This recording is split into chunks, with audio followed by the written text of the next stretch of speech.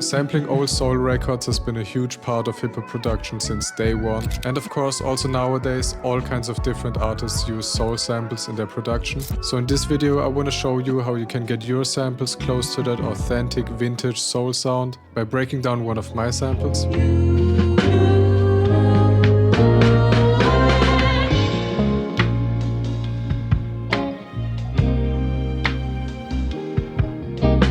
I actually started a sample by making a little drum break. For that I used the Abbey Road 60s drummer bank in Contact and made a simple pattern. And I ran that through my tape recorder to get this more vintage kind of sound. And I also added some vinyl noise.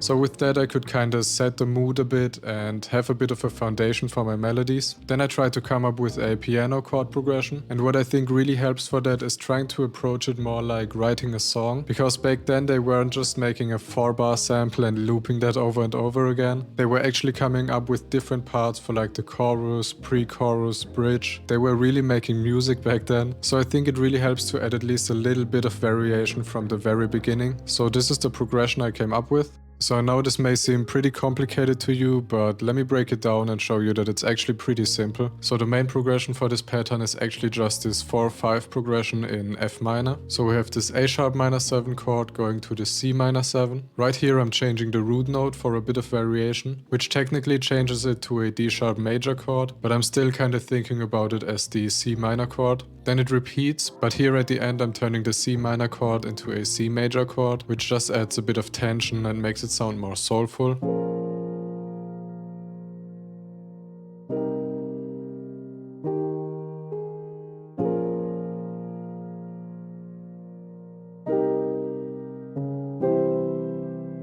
For the next section I repeated the first half again, but then it goes to the F minor 7 chord, and that really makes it feel like something new is happening, because we're going to the root chord of the scale for the first time.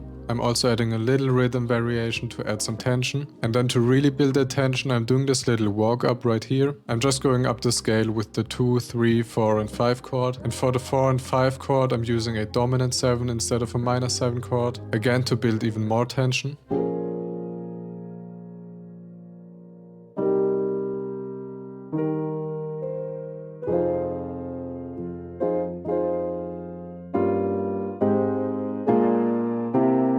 So that's the main section of the sample, but then I made a little switch up for like an outro section where I just used some different chords but still in the same key. They sound a bit more beautiful and peaceful, I'd say. So we have this C sharp major 7 chord, G sharp major 7, the A sharp chord again, but this time as a major chord, which gives this more uplifting kind of feeling. And then we finish it with the root chord.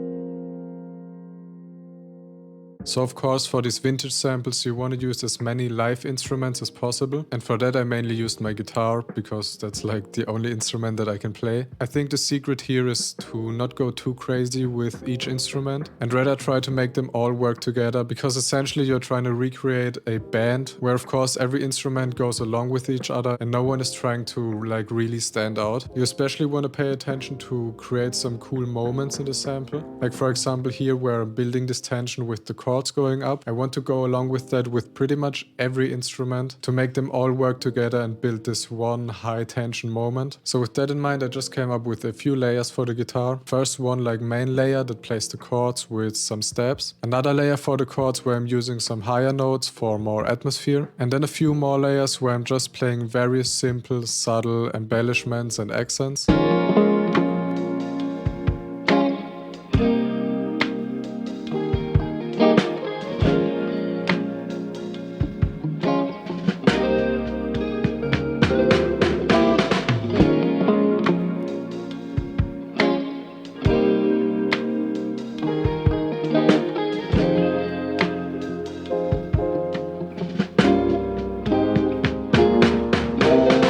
Then I added a bass line. Of course I used my live bass for that. Again, we want to add as many live instruments as possible. And again, I don't want to try and stand out with the bass line. I'm just going along with the root notes mainly. But in the beginning I went along with this little guitar melody that we have, which gives something very memorable and catchy to the sample.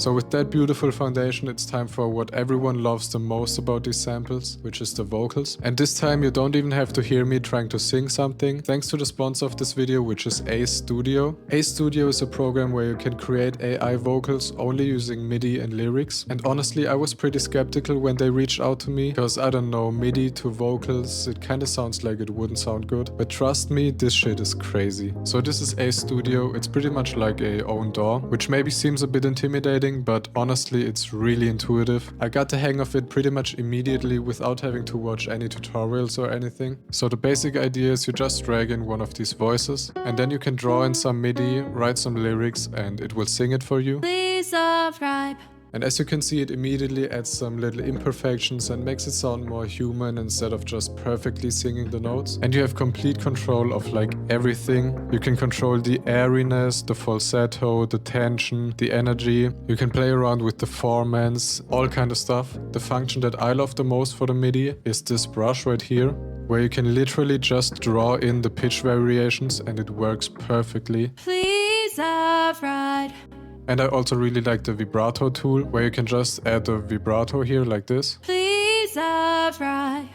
So like that you can just come up with really realistic voices for your samples, or even for stuff like demo tracks, remixes, or anything else you want to do. So let me show you what I did for the vocals in this sample. So I started off by just dragging the sample in here to have a reference. You can record your microphone directly in here. So I just recorded me singing something that was catchy to me. And then you can just turn that into MIDI with one click right here. So like that I came up with this main pattern.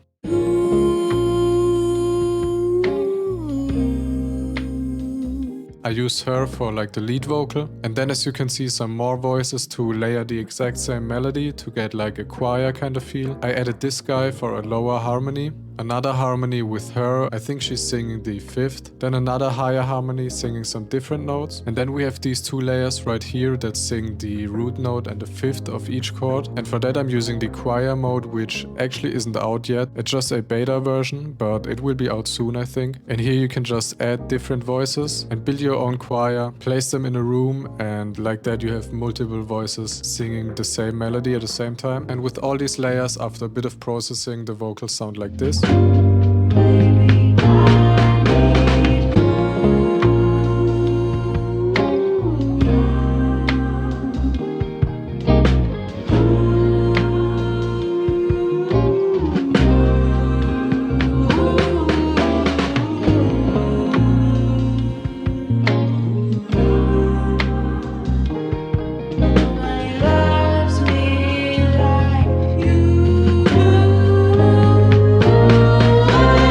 If you want to check out Ace Studio for yourself, I'll leave a link in the description. And now with the vocals, the sample already sounds really full, so I duplicated that section and removed the vocals for the second time it plays to have more space for other instruments. And here I added a string section. Like in my last breakdown, I added a few different string layers to make it sound more realistic and atmospheric. So we have one layer that plays the melody I came up with, one layer for the chords, one for some lower notes, and one for a few little accent notes.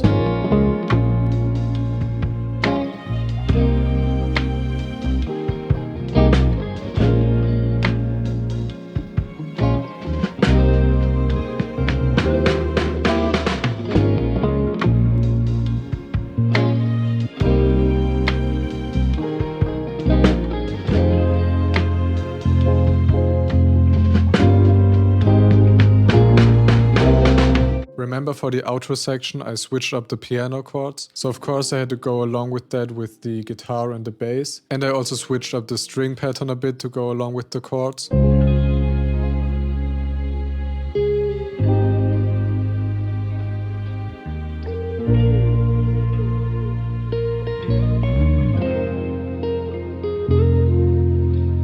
for the outro I wanted to match these more beautiful chords and just add lots of sparkle and make it sound really cute. So first I added this Rhodes sound, which just plays 2 of the chords.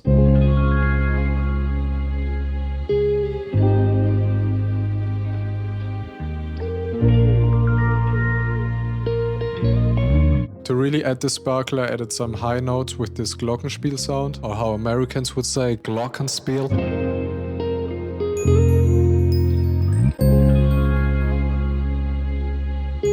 And then as a last cute sparkly element, I added a little piano melody. On the same piano I also used for the chords, just 1 or 2 octaves higher.